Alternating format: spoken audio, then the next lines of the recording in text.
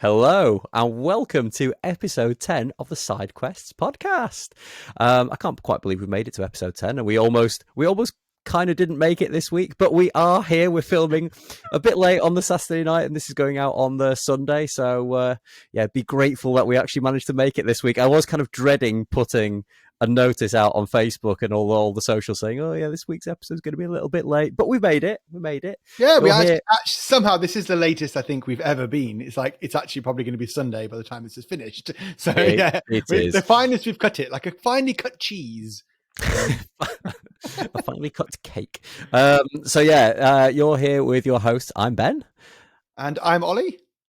And we are Side Quest Podcast, if you didn't already know. But thanks for joining us in this episode. We've got loads of stuff to go through. The topic for this week, Ollie, do you remember what we're going to call it? Yeah, why it's not okay to suck at Warhammer. Yeah. And we're going to cover... Yeah, so we'll kind of dive into it in a little bit more detail. But basically, we're going to talk about kind of why it's okay to suck, to be terrible at both playing and painting Warhammer, and why overall it really doesn't matter.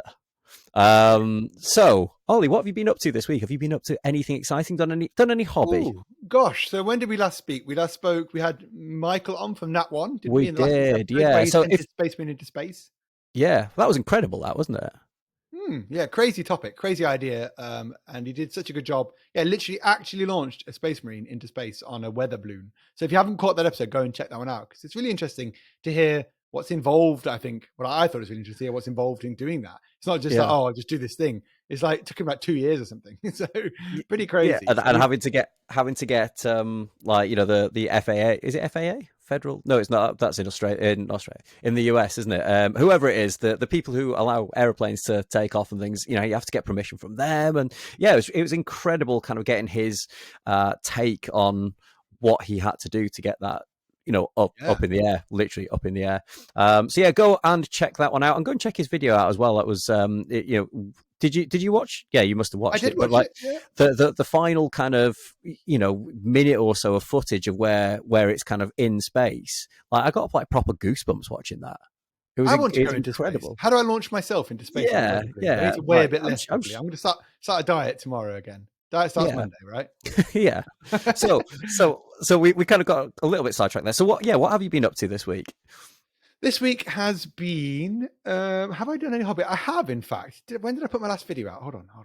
Did I put a video out recently? I'm in the wrong one here. Hold on. Wait. Hold on. Still wait there. Still wait there. You can wait there. I put a video out recently. Here we go. 6 days ago. So yes, on the same day, like I said I would, I put a video out like an hour after the last podcast. So I think you said that it was going to be out by 6 o'clock, and I think it went out at like 7, didn't it? Yeah. And I think I was like rinsing you for like being an hour late than what you'd said that it has to be out for 6, and it's like 7 o'clock. It's like, yeah, I'm putting the video out. At the final deadline of 6 p.m, final deadline of 6:36, final deadline of 7:09, done. It didn't make it out anyway. That's become like a bit of a classic staple of us now, really, isn't it? Like it's just, hey, don't put me in the same basket as you, mate. When's your last video? Right? Shut up. Well, it was 2 weeks ago, but there was 2 of them. There was 2 of them in 2 days. So when did you last put 2 videos out in 2 days? Never, because it's probably ridiculous. I did 2 in 3. I did 2 in 4 days once, but that was just to get rid of one. So yeah, that's true. That's true. But what have I done this week? I have started on the next video. I've started on 2 videos, actually. One is, for me, just like the dream video. And I just thought, you know what? I'm just going to do it. I don't care how it does. It's Skyrim. Oh, yeah. Skyrim game. I thought, do you know what? I won't even swear here. I'll say F it. Skyrim, Call to Arms. I just thought, I'm just going to make a start on that for the day eventually when I release it. Because I really want to paint the models. And I always feel like I can't actually paint something unless I'm doing it for a video. So it kind of ruins the hobby a little bit. It's ruined everything. Yeah, it's ruined all. I have all the Sky models. I'm just desperate to paint. So I've got the core set. I think if I get them painted, odds of me doing a video on like some random models is very low. So if I get the core set done, then I can paint all my adventurers and companions. So I have like Lydia and all the other companions and Selena and all those, Serena even, all those that you can paint. So I've got all those in the Bard and everything. So when I do that, I feel like I can do that. Maybe they can be ones I actually paint to enjoy. Maybe I can actually enjoy it a bit. So I've got that, and I've got another video ready to go as well, probably maybe Monday, maybe next week. We'll see how we go. It's getting to Christmas Yeah. now, and the shop's been pretty hectic. Obviously, building up to Christmas Yeah. now. That's been busy, and the baby's been babying, and the other kid's been kidding. So yeah, it's been a week, but I've managed to get stuff done, and I feel like finally, for me at least, my sponsor pressure is like off for a couple of weeks. So Yeah. maybe Good. I can kind of enjoy Christmas is my plan this year. Amazing. My big Yeah, I dream. think just talking about the shop, everybody's loved that episode we did about the shop. That's been so well received. People seem to have really kind of enjoyed that, which is good. Like, people like to hear what's really gone into the shop. And if you haven't watched that episode, is it? I can't remember what episode it was now. Like maybe episode 6, 7, something like that. But yeah, go and check it out. It was, for me, I know we kind of talk regularly about it, but you were still saying things that I was like, oh, I never really thought about that before. And there's a lot that goes into it. So yeah, go and check it out. It's the old thing, really. It's particularly this time of year. Obviously, it's picked up. Yeah. But I say we're about to hit our 4th year, so it's been good, complicated, exciting, horrendous, all mixed into one. So what have you been up to? I've been away with work this week, which has been okay. Like, don't get me wrong, I'm really enjoying my job. I've fairly recently started a new job, and I'm absolutely loving it at the moment. Which is always nice for a job, but it does mean that occasionally I have to stay away, and then obviously when you stay away, you don't necessarily get to do kind of hobby that you want to do. But I did take a few bits with me. So I took a couple of the heroes that I hadn't assembled out of the War of the Rohirrim box. Showing it off our fancy. Yeah. I took a couple of the heroes that I hadn't assembled out of that, the good heroes, and I took my clippers and my assembly tools, and yeah, I got them built. And like, it's something I wanted to do a video on for a while, actually, is like making like a little hobby toolkit that you can just chuck in a bag and take anywhere with you. So I think if I do end up staying away again, that might be something that I do try and film. But yeah, so we've all done that, right? Even when we went to that Lord of the Rings double last year, we were in exactly, yeah, painting in the corner, like at 1 a.m. we're slightly pissed. We did that. Just chucked a load of like all the paints that we needed in the bottom of a bag for life, and it's just, I want something a little bit more that is kind of ready to go for me. Like, I've got so many paints and like duplicates and stuff. I just want to make like a little kit. Like, if I'm going away for the weekend or something, I can just be like, right, here's like 10 paints that I use most. I can take a little handful of models with me, and if I fancy doing like a little bit of hobby, then I can do. But yeah, so that was quite nice, and it was like we've spoken about it before on videos, but when you've got kids, sometimes you don't get that kind of little bit of freedom and peace on an evening to do it. So it was quite nice. I got to the hotel at like 8:30 or something like that on the first night. And then, just kind of went out for dinner and got back and was like, oh, I'm really tired, but I'm going to do a little bit of hobby now. So it was really nice. It was good. Nice. It was good. So I had time to sit in the corner and chill, right? Rather than I don't know what else you do. Well, that's the thing. Like, in a travel lodge, and when you don't, keep it clean. You knew where I was going. I knew exactly where you were going with that. But there's only so I was kind of in rural, you've got to hope they are clean. Rural Cambridgeshire. There's not exactly an awful lot of nightlife out there, so had to find something to do. And yeah, it was nice. So I felt like I'd actually achieved something, which is always good. And it was nice to do it like without the pressure of trying to do it on camera as well, because it's hard doing it on camera. Trying to shoehorn everything into a video somehow and things. And even when I'm doing something that, this is turning into a YouTube whinge, isn't it? Like, we keep threatening to do a video on that, but like, whenever we should do a video about whinging about YouTube, really, we should. I think we'll save that one for the new year. When all the Christmas comments who come in and slag us off and depress us, we'll then exactly. Yeah, we'll shit YouTube is. Yeah, exactly. Yeah, we'll just kind of ruin everyone's new year with it. But yeah, no, sometimes you do sort of feel that pressure to if you're doing something, you feel like you should be filming it, or it has to be for a reason. And yeah, it's just nice to have that kind of excuse to just do something that was just for me, really. So nice. Kept you busy. Yeah, and I also assembled, what's his name, Helm Hammerhand, the crazy badass Santa looking one. Is he on a horse or is he not on a horse? No, he's on foot, but he's just like massive, like muscly arms out. He's there like with his hammer hands. Oh yes. I think I'd like to look like him. Yeah, I'd like to look like him, and he's got a few years on us, but actually he's got Yes. a mean physique. Does he have a couple of the ladies after him? The Uh, Lady Hell Hammerhand. the Lady Helm Hammerhand, no, that's his daughter, Oh, Hera. Hera Hammerhand. Wait, I've, is that the one that Brian Cox voices over? Is that yeah, I how? think so. Yeah, Yeah, yeah. yeah. I've not seen it yet. It came out. When did it come out? Last night? Yes, yesterday, I think. Yesterday. Yeah. Yesterday. Yeah. So I had talked about going to see it with one of my mates today, but it never kind of happened. But you know, really disappointingly, like there's so few showings near me, which is a bit Mate, frustrating. And a bit, it's not that busy here, right? We have like 2 showings a day. Where I mean, I live in the middle of nowhere anyway. But yeah, it's yeah. like it's not like, is it not going to do as well at the cinema as we'd like? Is that what's the No, thing? and I've seen a few people post like, "Oh, I'm here on my own in the cinema watching it," and I'm just like, that's crazy. I thought it'd have a bit more hype around it, but Maybe being anime maybe just doesn't suit as well to yeah. But the there's movie scene. also what's the is it Craven the Hunter? Is the Marvel film And out at the Gladiator moment? 2 still going around. Yeah, and Sonic Moana 3. 2. Yeah. Sonic 3. So you know, there's a lot of kind of competition, and you know, I suppose if you're a Lord of the Rings nut, then yeah, you'll go and see it. But if it's not your thing, you know, if animation's not your thing, if Lord of the Rings isn't your thing, then it's quite a limited market. But yeah, it'd be disappointing if it doesn't do well, because then they probably won't do any more, and there'll probably be some people Yeah. out there cheering about it. But you know, obviously for me, more Middle Earth content or more Middle Earth media is good. So yeah, it's a bit disappointing to see that, I must admit. Yeah, so that back to my original point. Yeah, there's only 2 showings a day, and it's only on for like 6 days, and then it's off. So Oh God. I'm feeling the pressure to try and get to see it, and I don't quite know when I'm going to be able to see it now. So Hmm. yeah, I might have That's to. tough. I'm thinking it'll be a straight to whatever. What's it going to go to? Amazon probably, or I don't know. I don't know. It's Warner Who owns Brothers, it? isn't it? So Disney probably. I don't know. Who owns that? I don't know. I think I might have to even have to buy it on DVD. Or I don't have a Oh my Blu-ray God. player, I so can still buy DVDs. Man, my yeah, DVD collection is massive. I don't know what to do with it. It's all worthless now. I had yeah. something, honestly, like maybe, I think when I last counted, before I moved to Ireland, I had 1,300 odd Oh my DVDs. God! Wow, that Hey, is. I was going to say I had got quite a lot, but that's crazy. they're all in the attic here. Boxes Yeah, and boxes of DVDs.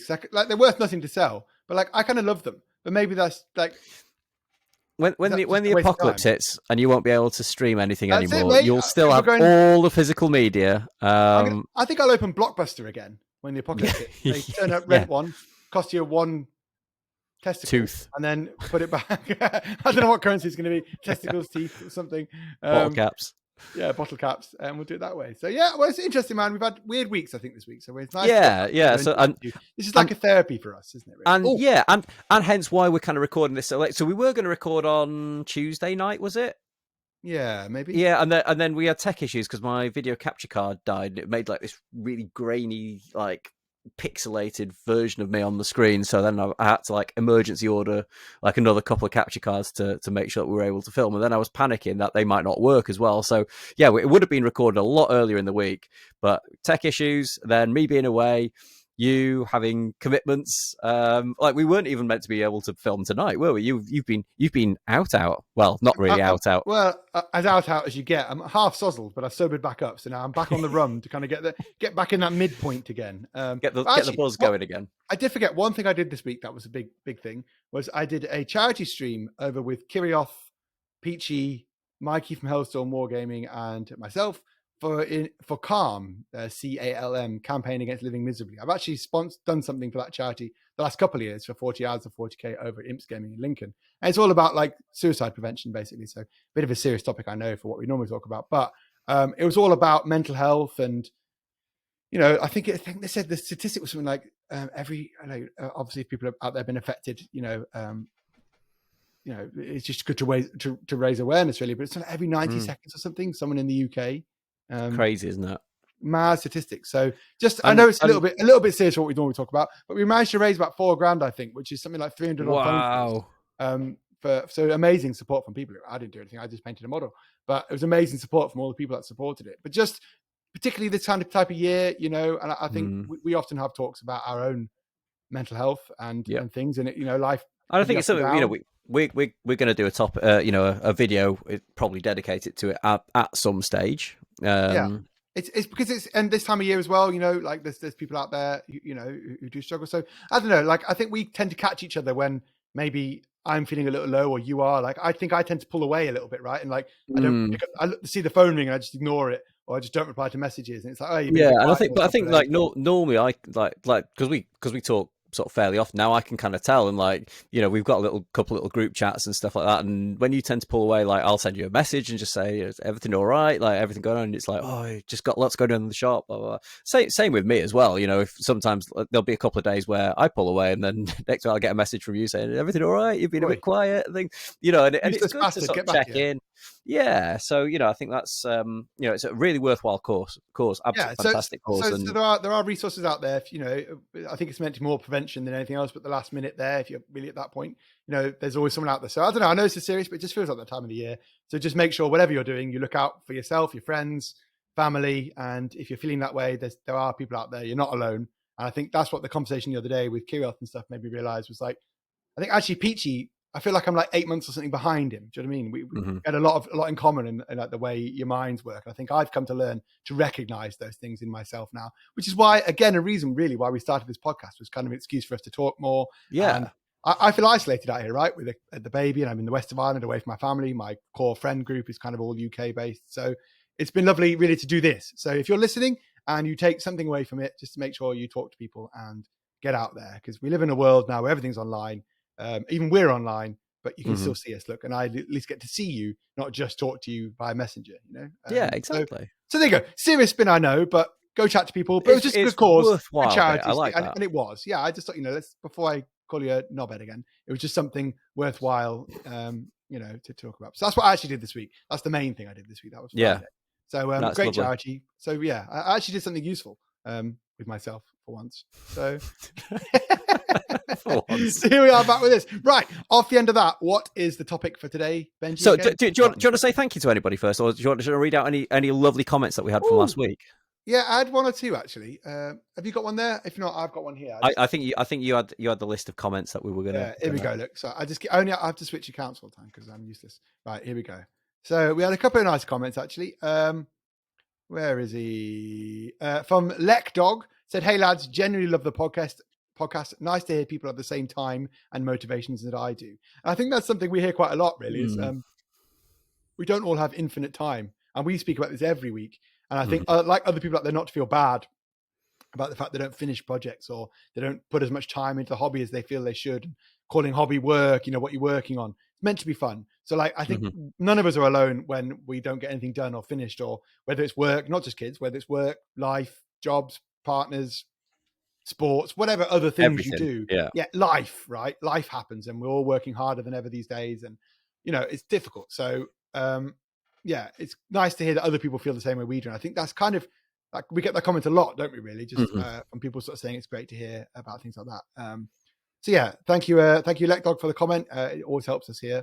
There's been quite a few, like I say, comments about the shop and stuff like that, but one here from last week from Darren Warner 1299. Great podcast as usual. It's great to see Michael on the show, a real master craftsman. Thank you for sharing your time and inspiring me to keep enjoying my hobby. And that would be last week's episode about launching Space We Need to Space. Yeah, it's awesome for Michael to do. I think for him that was like a 2-year project in the running, which he actually got to do. And I don't think he really cares about the rest of it. I think it's just for him, he got to work with his brother and he got to, get back chatting again with his brother and his family or whatever, and do something epic that no one else has Do done something before. together. And I think we said it in the video as well, like it's fantastic that he was able to not only just do that with his brother, but actually be able to document it as well, and actually have a video that in 10 years time or 20 years, provided YouTube's still around then, 10 or 20 years time, be able to sort of go back and say, and show his kids and things. Oh, I did this with your uncle and things, or kind of when you're in a bit of a down day, you can watch that back and go, that was absolutely amazing what we did. First people in the world to do it and things. So yeah, I think it was really cool video. Yeah. So there you go. Awesome. There's some nice comments. Look at that. Lovely people. So thank you all of you out there who are listening or subscribing or whatever platform you're on. Make sure you do hit those follows, subscribes, likes, shares. Let people know about us, right? We're still grinding away over here, hoping to bring you some entertainment one day a week, just to take off the ease on a Sunday or Monday, whenever you listen. So thank you. we had it hoped to be at 1,000 subscribers by Christmas, hadn't we? And I think I think we're way off hitting that yet. I don't think it's gonna happen, but with the help of you lovely people at home, then we might just do it. So please, if you haven't done so far, please drop hit the subscribe button. I don't want to be like a flashy YouTuber, like smash that subscribe button, punch the like button, just slap the base, whatever it is, slap the like. Yeah. It would be, it would just make us both feel a lot better if we had a few more subscribers kind of tickling that little button for us. Yeah. So yeah. Ollie, have we got any sponsors this week? So this week's sponsor, we have got a sponsor. It is Broadsword Wargaming, based over in the EU in the west of Ireland for all of your hobby needs. Again, he sponsors a lot of these videos. If you like hobby stuff or you like painting miniatures, models, board games, it's the time of the year. I've got a baby. I don't want to live off beans again this year. So if you can, make sure you buy your stuff from me. I mean, from Broadsword Wargaming. If you're in the EU, we have cheap shipping rates. If you're in the UK, I don't know, buy it from me anyway. That's our sponsor for this week. Amazing. Not the best ad read we've done, but close enough. It was good. I liked it. I think you pulled it off. You just don't want to eat beans again this year, is what? Yeah, last Christmas dinner, it was just like beans inside a big bean. In the shape of a turkey. Had turkey-shaped beans with beans falling out of it, and it was all 8 beans. That's this year, and I've got to share it with another kid now, so he'll eat some of mine. Exactly. Eating you out of house and home.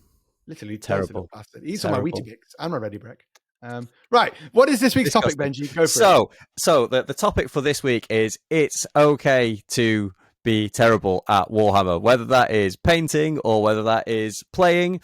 We're both kind of been in that position where we're not being particularly good at a game, but it's okay. It's not the end of the world. So, Ollie, should we talk about the hobby side of it first? Mm-hmm. So it's something we've mentioned it even already. Not everybody has infinite amount of time to paint models. Like, we've both been doing it for a very long time. I kind of picked this back up again. Shuffle your microphone away a tiny bit. Tiny bit peaky. That's okay. There you go. Am I shouting a little bit too much? I think so. No, it's okay. There you go. Okay, is that better? We've been doing it for a long time, and over that time, obviously my ability to paint has increased and decreased, depending on what you've got going on in life. And, in the times where you do have an opportunity to paint, you do tend to pick up, you tend to kind of build that muscle memory of painting, don't you? Yeah. Now, when obviously you first start painting, you do not have that muscle memory at all, and things will take you a lot longer. You don't know necessarily how the techniques, of how to achieve like a smooth base coat, for example.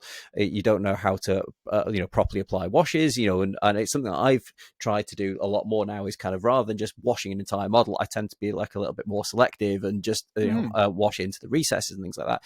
But that only comes if you have the ability to, repeat those reps almost, doesn't it? You don't kind of, you don't come out the gate. Well, there's a few people that come out the gate that are amazing painters, but that's not typical of everybody, is it?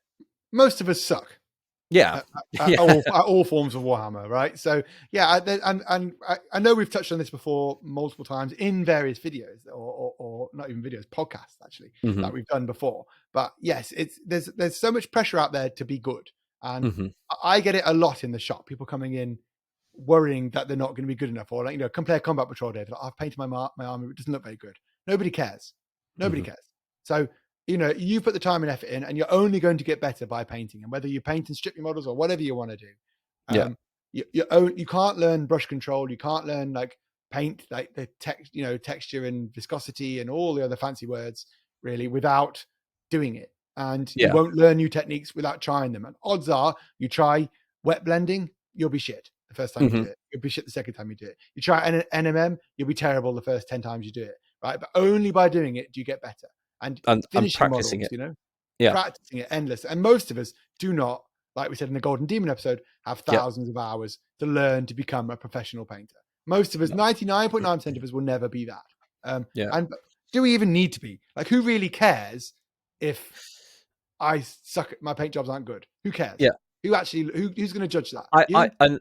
and personally, I've got grief for this before, and I think I did say it in that video that I'd prefer to play against something that is painted, but the standard to which is painted doesn't matter. Like to Irrelevant. me, it's kind of irrelevant. I would just like to see that somebody has put some effort into kind of painting, basing, because it kind of does add to that the immersion a little bit. If something is painted and you're playing on a nice board and everything, but it's not the end of the world. And what, if there's somebody that is just sort of wants to play, try an army out, then at the end of the day, it doesn't really matter whether it's painted or not. But I would prefer, if I had an option, I would prefer for it to be painted.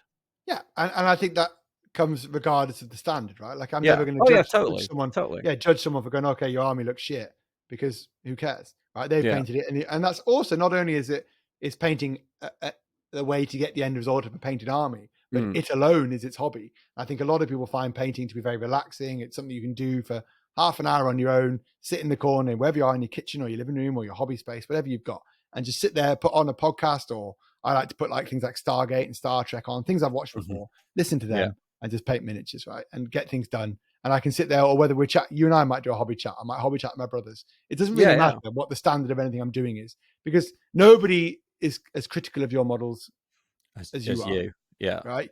And bits under an arm, oh, I missed that bit. No one's even going to look. Most of the time, I just look at an arm on a table, go, it looks cool, it's painted. I don't really care.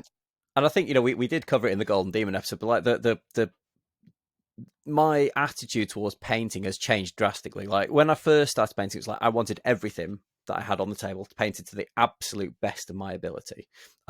Whereas now, like for me, if I'm painting like 60 goblins or something like that, like I really don't care, because they're, half of them are going to fall off the table in the first 2 or 3 turns of the game. Do you know what I mean? Like nobody's really looking at them. And for big armies like that, as a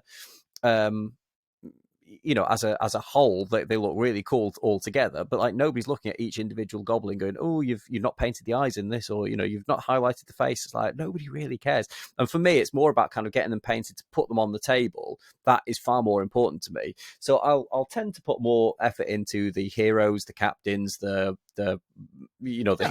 big cool models, and then all the chaff that is 90% of the army. Like literally, I will just get, I'll just do the kind of the bare minimum, quick dry brush, base coat dry brush and a wash. That tends to be enough for me. I mean, the same for all game systems, right? Like, no one cares about Intercessor number 19, but you do want to look at Gilliman, right? Or Goblin 48 in my rank of 50 goblins in my Warhammer Fantasy Horde. Who gives a shit, right? They even paint the feet, to be honest. I just base it and put some snow on. You haven't got to worry about brown boots, because you literally can't see them anyway. Waste of time. So I like to have a nice front, right? And then I'll paint the rest. But same with my 90s Space Marines. There's like 5 really nice ones I show in a video. The rest are nice. And the rest are just but they've not got the same highlights. Like, like, do you know what I mean? We're slightly different pressure, I suppose, with YouTube, because everything is so hyper visual and a big up on screen and things like that. But if gaming is the end result, I don't want to die in whenever it is, and I just have a load of unpainted models and never be able to play a game. Right? I was up in my attic today, and I looked at my pile of shame, and I was just like, oh, this is horrendous. Like Lucy is going to have to end up selling all this stuff eventually when I die. No, I'll take it. Don't worry. But we've already discussed this. You're gonna. I'll leave it to you in my will or something. So I'll sort it out, mate. Don't worry. Yeah. I know you will. But I'd keep it. Yeah, and painting stuff you could just chuck put it in the bin. All that shit. Yeah, I don't want Benji's shit. Nobody wants that. Chuck it in a big tub of meth. Talk to yourself about your 60 shit-looking goblins, mate. I'll do them properly. Give it here. So, if gaming is an end result, then get them done right. And I think I actually had this conversation. I'm in a couple of Patrons now for painting, because I want to find good, effective ways to paint things quicker and better, right? Like I do feel a lot of pressure with YouTube and Instagram and social media to be a better painter not than I am, but than I'd like to be, or something. Do you know what I mean? Sometimes I just want to paint stuff to get it on a table, but I feel like if I'm going to paint an army, odds are I'm not painting it again. So I have to do the best. And so many of us in these patrons talk about that decision paralysis, that analysis paralysis, whatever you want to call it, where you go every model needs to be a display piece. And even the top painters that I would talk about, like Miles, actually, last week I did a collab for with the Necromunda video. He was saying he has his display army, which, you know, he might do 5 models a year on. And then he has his armies he plays with, which still look amazing. But like, you know, nowhere near as it has to be a good. line. You have to get things on the table, because what's the point? What makes you never like, you're never going to play a game again? That's something that people don't necessarily talk. You know, those kind of top level painters, they don't really talk about. You know, they only ever show off like the absolute best of the best, and then the rest of the stuff they don't necessarily kind of show off. So you know, obviously they want to play Old World and Heresy as well, right? And stuff, you know, play games, and they even they're I'll do the little fingers, shit miniatures look better than the majority of my good ones, but like the time into it is different, and it's all about, the more I'm following, it's all about like you can cheat time by techniques. And I think trying new things is how Kira got so much better so quickly. And I think something we all kind of fall into a bit of a comfort zone, don't we? Like I really like painting red and blue and green, right? But like, you know, if you try new techniques and new ways of painting, I'm finding oil painting is something I'm really trying to get better at, because the more I use it, the more I'm finding it's a really quick way. You know, like you were saying about putting washes into recesses and stuff. Use oils, right? Yeah. And it's bullshit. It's another thing to do. You can't mix it with acrylics. You have to varnish, and there's more steps to it. But man, does it speed things up and look great. I think for a lot of stuff that I'm painting at the moment in particular, I don't think it would work on Middle Earth miniatures. Might be something to try. That could be a video in that. Who knows? But yeah, that could be something to try. But yeah, it just feels like it works better on miniatures that have got those really kind of the deeper recesses, and you know, kind of got that more that more not really that well defined texture, refinement, like definition and stuff, right? Not leather and faces. So I do understand, like, it only works, but it's just something I'm trying more, or like streaking grinds, and so something, you know, might look obviously airbrushed with oil, but who cares? Who cares? Yeah, exactly. So I painted some of the stuff for Dave. MS Paint Dave? No, for Mini Wargaming Dave. The Ravaged Star. Yeah, so I painted some of those, and like those are probably some of the best sort of Space Marine-y type models that I think I've ever painted, and they were Billy Bob basic. You know, I used speed paints on for a lot of it. You know, I used streak and grind, but they're like some of the Space Marine type models that I'm most happy with that I've ever painted. So yeah, I think, you know, it's finding those little cheats almost that make them look better without kind of taking up too much of your time. So yeah, I think I've got a massive Space Marine that I want to one day paint, and like, you know, I had visions of being able to do like a 24-hour challenge or something to try and get them all painted and stuff. That's probably never going to happen now unless I'm like 60 or something. But yeah, you know, it's something that I would eventually one day like. So there'll be like a bigger version of like Primaris by the time I get Primaris.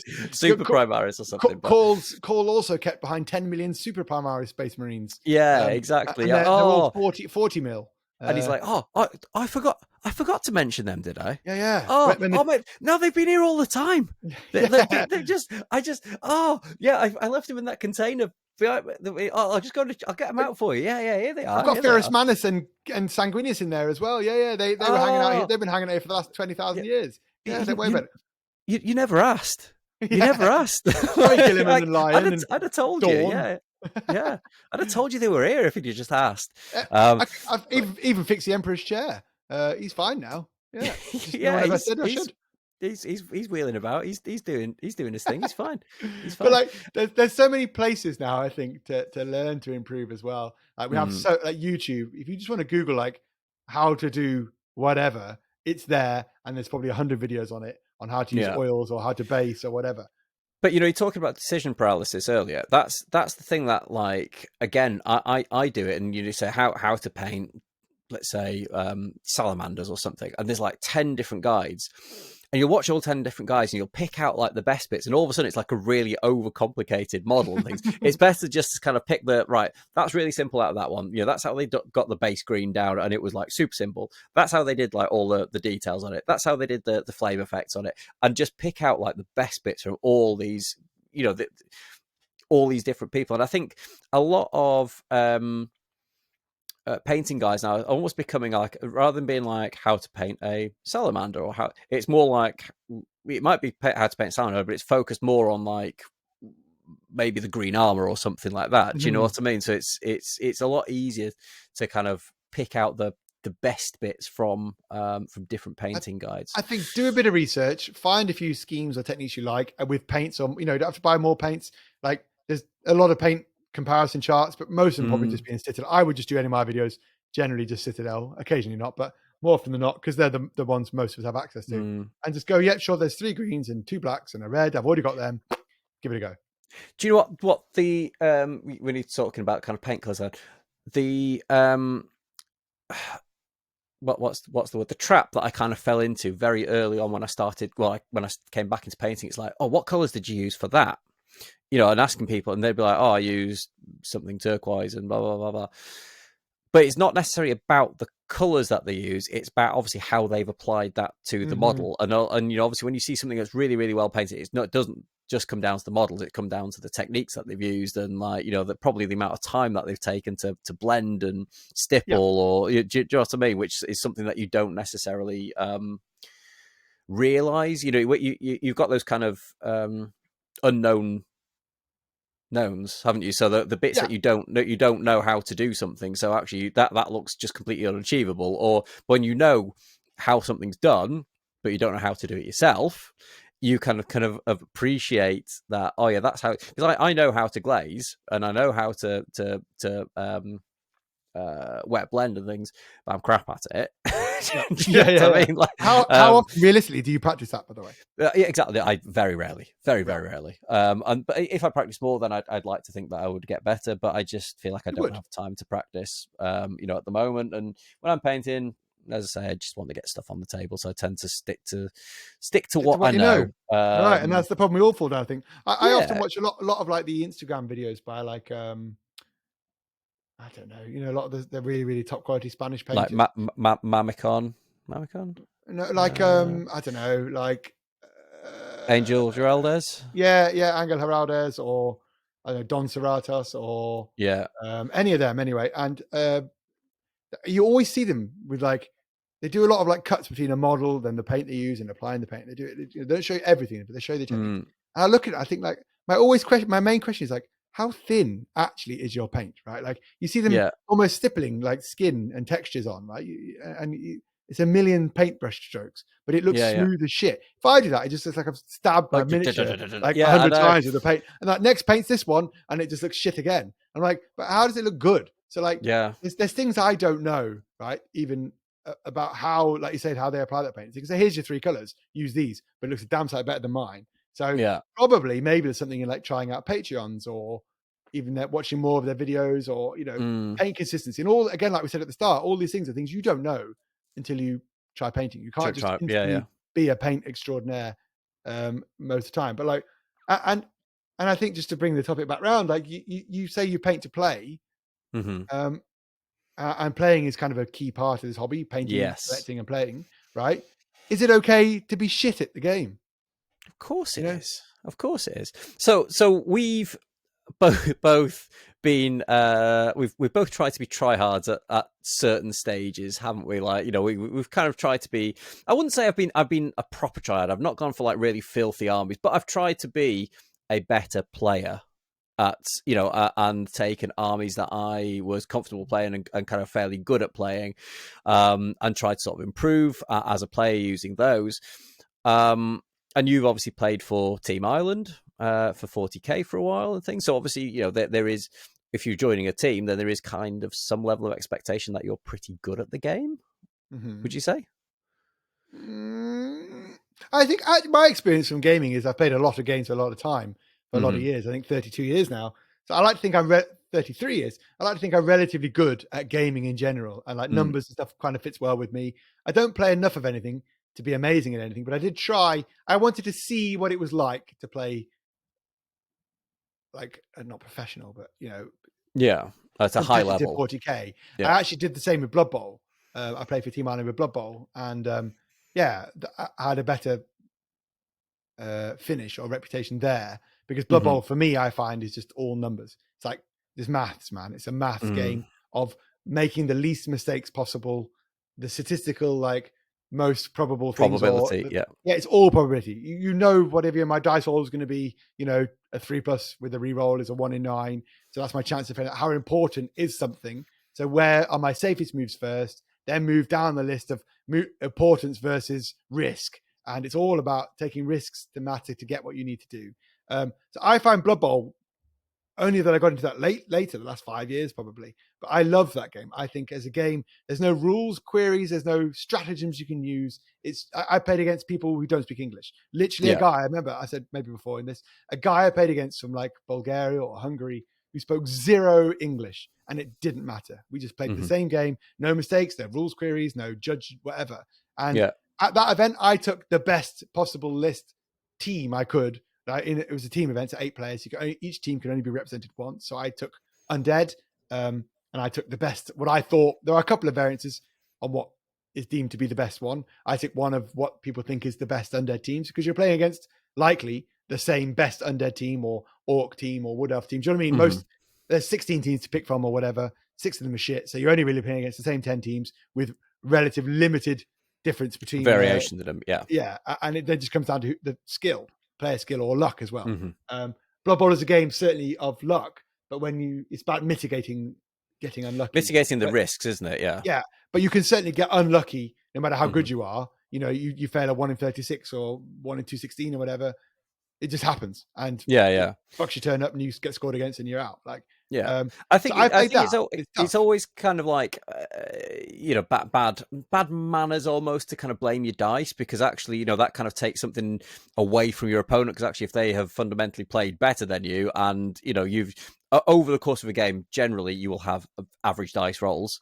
Correct. You know, because you know that's the nature of dice. But you know, sometimes when those kind of key dice rolls happen at like the worst times, I'm thinking for us, remember Elrond when he kind of fluffed when he got rolled like a 3 highest, and then the following turn he rolled like a 2 highest or something, and this is on like 3 or 4 dice each turn. We were fighting dwarves on the floor. Yeah. I mean, I had to use my last bloody might up or whatever just to not lose against a dwarf on the floor. Like, we should have really cleaned up the whole side of that board. Like, we should have done. And don't get me wrong, that was dice roll, but then you know it was that was just like abhorrent. Like, but again, over the course of that game, we probably rolled enough 6s, but probably just at the wrong times. Do you know what I mean? And sometimes when it happens like that. Yeah, exactly. You know, and when it kind of happens at those key moments, you do kind of feel bad. Kind of slightly gone off topic here, but anyway, I thought I'd bring... because it's part of like, so being good or bad at Warhammer, right? We're all playing dice, and if you're not good at Warhammer, or you haven't got the time to be good at it, or you're playing against someone who's better than you, or you are better than someone else, right? It's never good to create. So just overall, regardless, it's never good to create a bad experience for you or your opponent. You are playing the game, whatever game, against someone, but you're actually playing it together, right? The two of you are playing a game together, and you don't want, if my dice are really bad and you're playing well, you've not won because my dice are bad necessarily. It doesn't really matter, right? So don't take that away from someone. And also, if you're getting really lucky, and you know, you can acknowledge that. It's not to say, oh, you know, you don't want to, that was a good roll for you then, or something like that. You know, it's right. And you know, if you roll, you know, 6 dice and they're all 6s, it's unlikely, and have a laugh, right? And the same if it happens against you, it's like, okay, this is pretty mental. But yeah, certainly trying to keep a level head, and it's not easy when you play 5-6 games on a weekend and you're tired and you're on game 5 and you're like, oh god, and you just roll a load of 1s again, and Elrond falls off his horse and gets killed by a dwarf on the floor. You're like, oh, whatever, but move on. You know? Yeah, exactly. And you know, again, you know, I think you kind of mentioned it then, but when you're playing a game, you're entering like a social contract with people. Like, you know, you are sort of saying, well, you know, we're playing this game together, you know, and you've got to kind of play it within the sort of spirit of the rules, 100%. and you know, and kind of you should enter that game with a positive kind of spirit. Like, you know, I've played against a few people at tournaments and things, and you know, it might, as you say, it's kind of later on in the day, and they're just miserable. You know, and you're just like, well, do you really want to be here? Like, you know, if they've lost like the previous game and they were, you know, hoping for a podium finish or whatever, you know, then they're just going to give me like a really negative play experience, which obviously isn't particularly nice.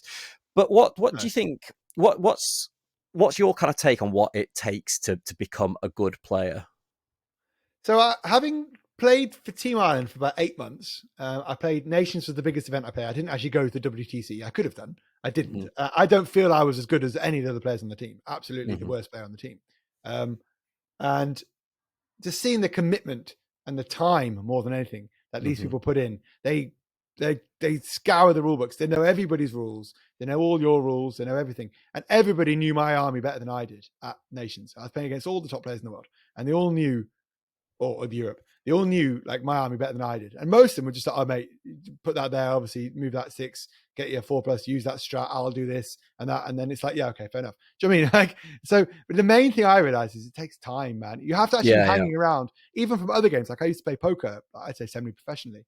And even being around people who are better than you, or at least as good as you, or as invested as you are, is hugely important, because you can all talk about things. You can go, oh, I had this game and I added this and I did this and I moved that. And someone else goes, no, the probably the thing would maybe to do whatever, move that and advance here, right? Being able to talk about the game in someone with similar minds, you learn so much. I learned so much playing Warhammer in that 8 months of things I didn't realize. Now, admittedly, I haven't played a lot of like Warhammer really since 7th edition, but I learned a hell of a lot about 9th just from those couple of weekends away, or playing TTS. And these people for Team Ireland, man, they're playing TTS games every single day. They're playing tournaments every single weekend. They're reading every rule book. They keep every detachment. You can see it in the Discord. It pings up. They're in multiple Discords, whether it's a tryhard Discord or Team Ireland Discord. That's what it's called. Like they're in all these different groups, and man, they just like absorb information, and they keep up to date with everything. And it's so much time. You go into tournaments every single weekend. And the thing is, like, you know, we talk about it every episode. Like, neither of us have the time or the inclination. That like the last tournament I went to was when was that doubles? It when we went to play the doubles. Yeah. That was the last tournament I went to, and that's going back year October or something. Yeah, a year in September. Like, you know, that's the frequency that I get to play these days. You know, play in competitive games these days. Now, don't get me wrong. Like when I was trying to be, I wasn't saying I was trying to be, you know, trying to be sort of the best at the game or anything like that. But I was obviously trying to get better. But I was going to tournaments probably once a month. I was going, you know, I was playing in some sort of tournament where that was just like a little 1-day tournament, or you know, going away for a weekend. You know, I was getting games in potentially midweek as well. So, you know, I was probably playing on average maybe 2 or 3 games you know, a week. And obviously I'm getting, by doing that, you're getting reps in. It's like anything, you know, you practice it, you know, and the more games you play, the more scenarios that you come up against that you think, oh, actually what I should have done at that point is this. And then if you come up against exactly the same scenario in another game, you know, then you can say, oh, actually I remember that from that previous game. And you know, you build this kind of mental catalog of all these little scenarios and situations. Now, most of that is probably gone, because that was before COVID that I was getting to that point. So, you know, a lot has changed, and, you know, the meta has changed, and, you know, the armies that you tend to face kind of changes over time, doesn't it? So, you know, the fundamentals might be there. And, you know, I don't think we did too badly at that tournament, considering how little I'd never played, and you'd never played. But what I was amazed at with you is, and again, I think this is because you've got quite a war gamery sort of brain, is you picked it up very quickly, and you were going, oh, actually what we should do is this and this, and we should move him here, and, like, you know, oh, if you take him here, then that's going to be, and you'd kind of picked it up very quickly. But I think that's because, not necessarily because you'd played that game before, but you could apply the rules that you had learned and make it work for what we had in front of us. Do you know what I mean? And I think sometimes, so, unless you've not, you know, if you're brand new into wargaming, you cannot expect to be good, you know, straight off the bat. No, I would probably agree with that. I'd say from that doubles, I'd say by game 3, I'd kind of figured out, like, I'd done 2 practice games at like 400 points before that. That's all I've ever played. And then we went and played 6 games of doubles. And so certainly for the first game or two, I was relying on you really to do all the work. And then by game 3, I was like, okay, like, we played the Rohan list, didn't we? And I was like, I kind of figured this out now a little bit. And then game 4, 5, 6, felt I could put a significant input in. Now, obviously, you knew the kind of finer points than I did, but I did feel like that just comes from playing games for ages. I played literally every game out there. I probably played right? So, like, no rules are new at this point, you know? How many 4+s can I roll? What's the statistical average of that? And you just apply that. And when it comes to statistics, that's the one thing that really, really lets me down. I am horrible at maths. Like, absolutely terrible. I have to count. If somebody says, "Oh, what's like, I don't know, like 24 plus 32," I just go to bits. I cannot do like mental arithmetic. So trying to work out odds of things just it stresses me out. So sometimes I'll just go like, close enough. Whatever. Like Yeah. it sounds pretty good. What would my hero do in this situation? Do you know what I mean? Like, it's and it might not necessarily be the best thing to do. And I think if I invested mental time into it, I could probably get better. But for some reason, my brain just doesn't like doing maths. I've tried That's and okay, things, man. and, And but that's okay. Do you know what I mean? Like, I'm yeah. not. I'm not. I've come to terms with it, and I have to use a calculator quite a lot for a You lot come of to things. terms with the fact you're an But idiot. That's good. Yeah, yeah, yeah. yeah, There's point in basically, life. like I'm a bit of a dunce. I think I'm like dyslexic, but with maths. Like, it's up to Is that that no? point. Is that Is that dyspraxic or is that is that space? Is that dyspraxia? numbers? Yeah, I think something like No. that. But yeah, like I am that abysmal at it that I think there is genuinely something like amiss with me. But again, like you kind of it's something that again I'm might not be able to work out the odds of stuff, but actually the intricacies of the game like I get, and that's probably why I will never be a very very top player, because actually when it comes down to those, like you were saying earlier, when you need to kind of know the odds and things, and when actually it might have been in somebody else who's a little bit more familiar with statistics and things, they might have gone, "Oh, that was a really silly, you Yeah, shouldn't yeah. have heroic struck. Then what you should have done is shielded, and that would have given you an 8 out of 10 chance. chance of surviving that, and then actually you would have won the game because actually that was the last turn." But it's one of those that I'd probably never know that because I'm not good enough at working out the odds. So I think alongside that, you do need some sort of ability to be able to kind of engage your brain very quickly and go, actually, although the odds of me winning this is that, and if I do this, then that increases my odds. Whatever you need to do Mm-hmm. to kind of put you in that advantageous position. And that's something that I will probably never ever have. So, and that's fine. I mean, we're not only are you playing games, you're having to do things like that. You happen to be engaged and thoughtful. I will go back to poker for this. Like poker, it really, although people think it's a game of luck, and there is a lot of luck involved. There's a lot of obviously reading. It's a game of incomplete information, right? You don't know what someone's Mhm. hand is. You can only start to narrow it down by what they're doing and by their behaviors and their patterns. And then you're also playing a game, you're doing the same, but you also can see the statistics of something that might happen, or you're looking at odds of the pot, what's in the pot versus the odds of you hitting the card you need, or whatever the chances. There's so much, like, not only you're looking at patterns and rules, you're looking at numbers. And Warhammer or wargaming really is a game of numbers, right? Math hammer, Yeah, it really. totally is. Right? Yeah, yeah. So if you don't have that naturally, like you have to work on that, and the only way to get better at those things is to have done it previously, right? And that's again repetition, putting your reps in. For me, when I went to play the Blood Bowl event, the Euro Bowl, which is one of the most competitive, I think, Blood Bowl events globally, with all the best players in. I think my first game was against the world number 7 at the time, Shirokov, a Spanish player. And I remember thinking, my God, like I'm reasonable, but this is beyond. This guy's is next level. This guy's like played thousands of live games, and we ended up, I got unlucky, I would say, to draw. He managed to score in the last turn, the 16th turn, by pushing the ball off the pitch. It bounced conveniently near enough a play. He had to roll a shit ton of 3+ and 2+, and just did it.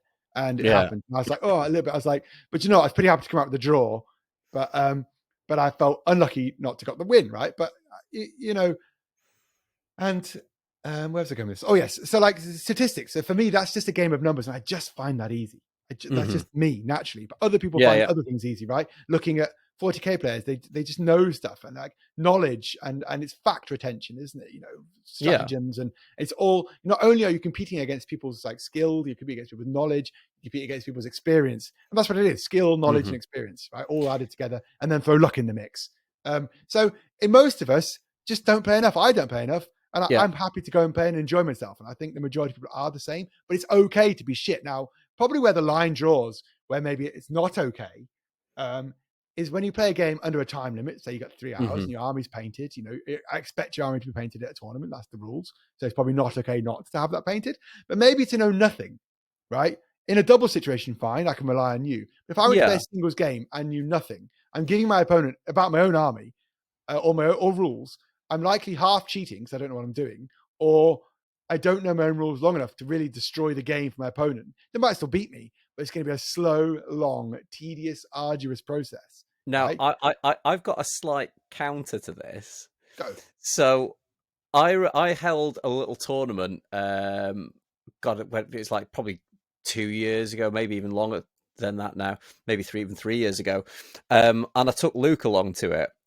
He Okay. came along and played, and he'd never played before. He'd played once, but I think we'd had a couple of beers by that point. I don't think he took any of it in. So he just turned up with like a Goblin Town army. He was like, right, teach me how to play the game to his like first opponent. And I think obviously by this then the second game he'd kind of picked up enough to be able to. It's a very sort of, it's a hoardy army, so there's not too many like little intricacies or anything like that. If he'd have taken a more complex army, then it probably wouldn't have had the same experience. But he just turned up with like limited knowledge of the game, and was was able to kind of pick up enough throughout the day to actually sort of play that army semi competently. Now, I wouldn't probably recommend that to most people. Have at least a rough idea of the rules. But yeah, it was quite sort of funny to watch him muddle his way through games. I'm kind of playing devil's advocate really by saying that maybe you should have a good knowledge of the game, because most of us don't. And I think my experience has been the same at tournaments. I did that very same thing in the doubles. Didn't know how to play really, and I see it a lot at my tournaments. People who aren't as good, and you will learn a lot by playing events. You will learn a lot because you're playing different people that you wouldn't normally play. Maybe you always play. You and your mate have just always played something wrong. Do you know what I mean? By the rules, you just don't know. So someone goes, "Oh, you can't actually do that. It's 3 inches to here in the walls and whatever." So that's okay too, because I think it should be a learning experience. And people who are particularly good at the game, there's a little onus on them. Maybe like the Team Ireland players here play against somebody who's never played before. You'll win and you'll table them, but it's good. You want to keep people involved in the game, right? We all want our community. Totally. So just tabling someone and giving them a miserable game is no good. But by teaching someone, going, "Oh, this is something you can do here," and just so next time you could do this, and I probably wouldn't do that. And I've done that myself in games where I played heresy events, and I've had people turn up and say, "Oh, I'm going to drop pod these down here and flame those guys." So like, just so you know, like they have a 3+ with a reroll with a feel no pay. Like you're not going to kill anything. Shoot those guys, and they're like, "Oh no." I say, but like honestly, like you're wasting your time. Like not in that way, but I would urge you to shoot that, and they either won't do it. And they shoot the thing anyway, and they kill one guy, and I'm like, just the next time now, don't do it again. Like, yeah, fair enough then. I've done that as well, because I again, this is before COVID. Like I'd go down to my the local club kind of on a Thursday and get a few games in with people and things, and occasionally you'd be playing against somebody that is fairly new to the game, and I think it's so valuable to obviously those new players that obviously you need to be coaching them almost, and sort of saying right, and you kind of want to let people make their own mistakes, but also you don't really want to kind of get them going away going, "Oh, I got fucking tabled there." That was a horrendous experience.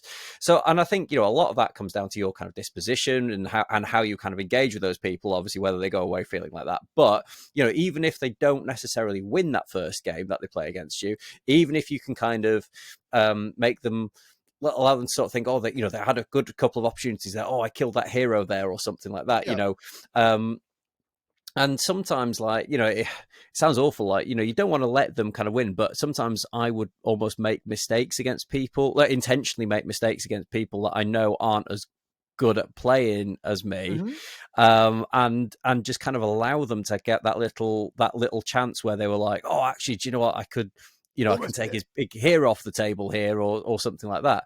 And again, a bit like you said, or if go through those scenarios with them, like, right, if you do this, this is what my army can do to you. So are you going to change your tactics based around that?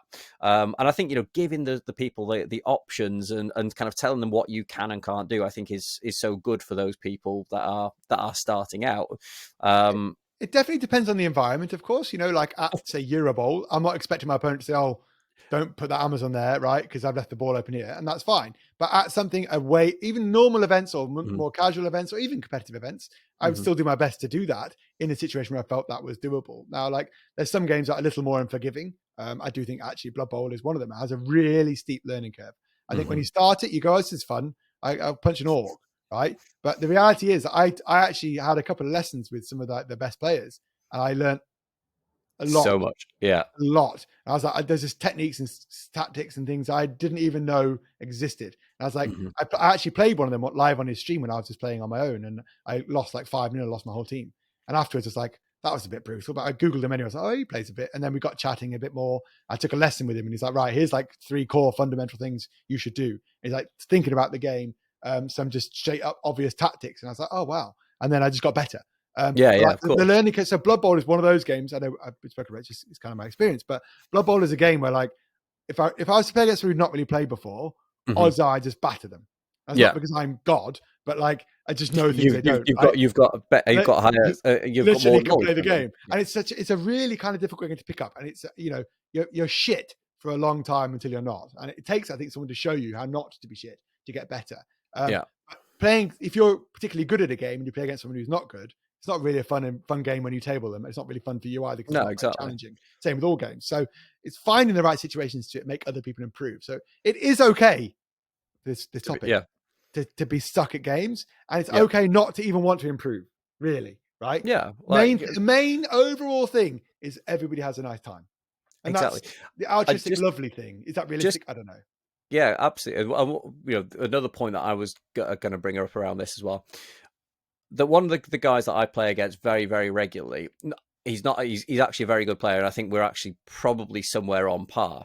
But sometimes there are armies that he tends to favour dwarves a little bit, but then there are some armies that where my army might have just a particular strength against what he's brought. Now, what I will tend to do then is I will tailor my list. Either I'll take something completely different that I know is not necessarily going to be as good, or I will kind of purposely weaken my list. So, for example, I'll take everything on foot rather than having some mounted models in there, or my heroes, I'll take them on foot. Like we did it a little bit when we went to doubles, didn't we? The logical choice for us to take would have been Elendil, but we decided to take Isildur instead. I made you take Isildur. But it was it was the right thing to do, and it was we were going for fun rather than to try and win that thing, weren't we? So we got 5 out of 6 favorite player votes. We must have given it a good game. We did all right. But I feel like it's sometimes important to kind of tailor, like maybe tailor your list and like not necessarily play what the most optimized meta army is. Like, if you're playing against somebody that isn't necessarily particularly great at the game, or has a real weakness against your army, like I'm happy to sort of handicap myself or take an unoptimized list. Because it makes the game then that not necessarily that it makes it fairer, but actually it kind of gives us it makes the game like a bit more of a who could win. It's not like an challenge. Automatically that a challenge that the game isn't automatically won just based on list selection, which I think sometimes it can be. And I think this is what competitive 40K, when you see people like when a new book drops or something like that, and they go, oh, everything's been nerfed, it's all crap now. And like, actually, do you know that for top level meta players, then actually, do you know what, it probably isn't particularly good.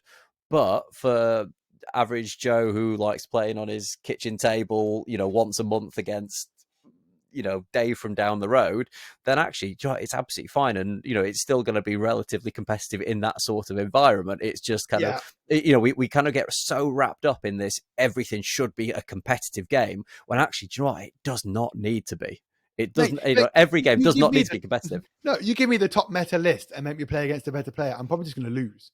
Yeah. Do you know what I mean? It doesn't matter. Like whether I take 3 Redemptors or 2 Redemptors in a Tech Marine or whatever bullshit. Like, so you can absolutely lose the game before you started, right? So I used to play a lot of pickup games when I lived in Nottingham. I used to play a lot of pickup games of Horus Heresies. I've messaged a group and at Warhammer World and be like, hey, anyone want to play? Yeah, I'll play Emperor's Children. I'll be like, cool.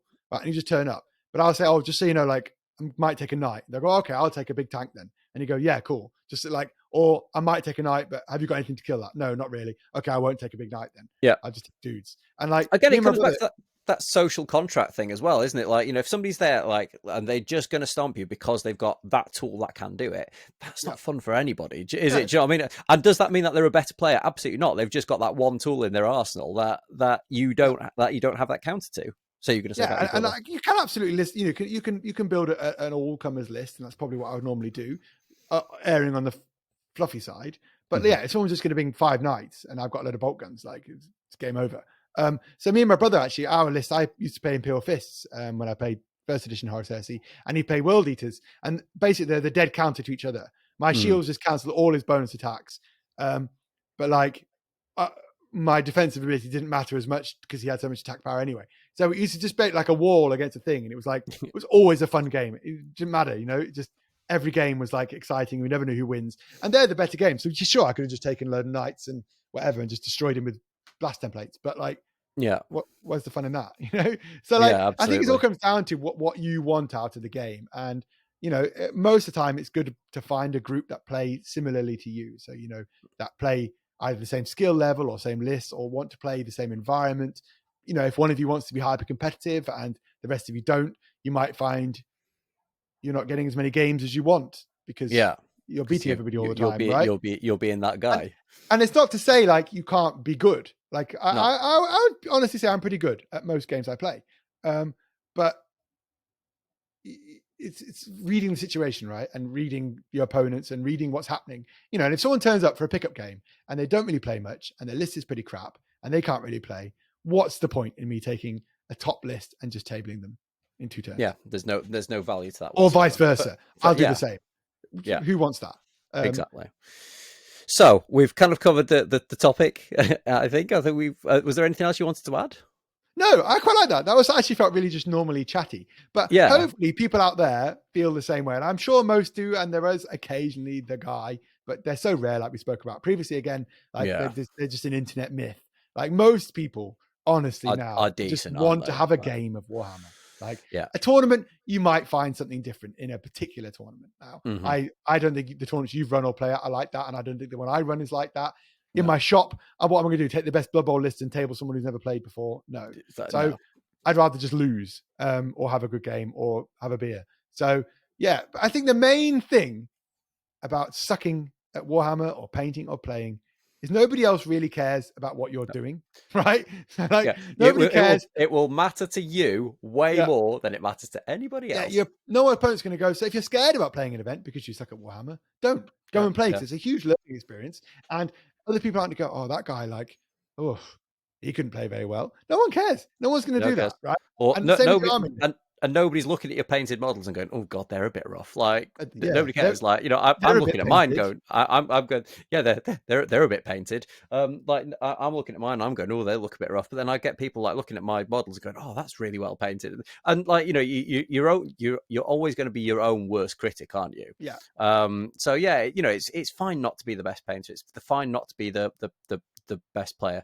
There's always got to be somebody that has the wooden spoon. And do you know what? But do you know what as well?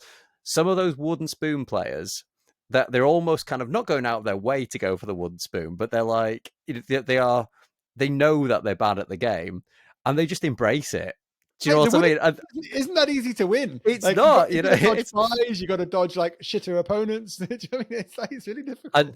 And do you know what? Like, but some of those people, they're so cheerful, and like, I think that's just such a lovely way to play the game. I think they're the people who are down those bottom ends of the table are the least stressed people in that room. Yep. When you kind of on the top, maybe sort of 4 to 6 tables, that's where you kind of see the really sort of stressed out looking people and people that are sweating profusely. And you just see people at the bottom tables, and they're just having the best time, just kind of rolling dice. I'm roll a 6 now. Actually, for us, the last event I had, the event before, the lad who won the spoon 2 events ago won favourite player at the last event. Yeah, and he didn't. Do you know what I mean? Still only won 1 game or something. Like, so you can be a good opponent whether you're good or bad, right? And the spoon and all these other awards and favourite players and best in faction and stuff, they're the awards we really want, right? We wanted favourite player when we went, and I just wanted people to have a nice time and have a beer. Honestly. Yeah, exactly. And it's so important to be a good opponent more than being good at the game as an opponent. Yeah, totally. Right, I think we've wrapped everything up there. I like it. So yeah, like it, love it. So thank you so much for watching and listening. If you have enjoyed this, make sure that you do give us a thumbs up, and make sure that you do give us a subscribe as well. As we mentioned earlier, we would love to get to 1,000 subscribers before Christmas. There might be a bit tight now, but we would love to get there. On Spotify as well, you can give us a review. We've got a few 5-star reviews up there, which is amazing. Ooh. Thank you so much for you guys that have already given us a 5-star review. Make sure you comment as well. We try to read out some of the comments. We do tend to reply to everybody where we can. We may miss the odd one, but we do try and reply to as many as possible. And if you want to potentially suggest some topics or ask us any specific questions, then we do have a Patreon as well. I think we're going to change some of the tiers and things in the new year, so we're kind of not going to plug this as much as we probably normally do. We'll try about with it, but it's a good way to support us and for us to keep hopefully entertaining you or talking bullshit. And if you have topic suggestions, jump in there. It'll be a nice environment, and I think like-minded folks will all have somewhere to talk. So if you want to help guide the podcast or support us in our podcasting adventure, do check out the Patreon, wherever you're coming from, because you get access to a private Discord where we can talk rubbish really, and we're pretty much on hand all the time. So yes, jump in the Patreon. Come and give us a support. Even if that's just a like, a share, a subscribe, a review, all of that matters to us. So we're very grateful. So please do that. Thank you very much. Right. We have been Sidewest Podcast, and we will see you in the next episode, which will be episode 11, which will be out next Sunday. Bye-bye. Bye.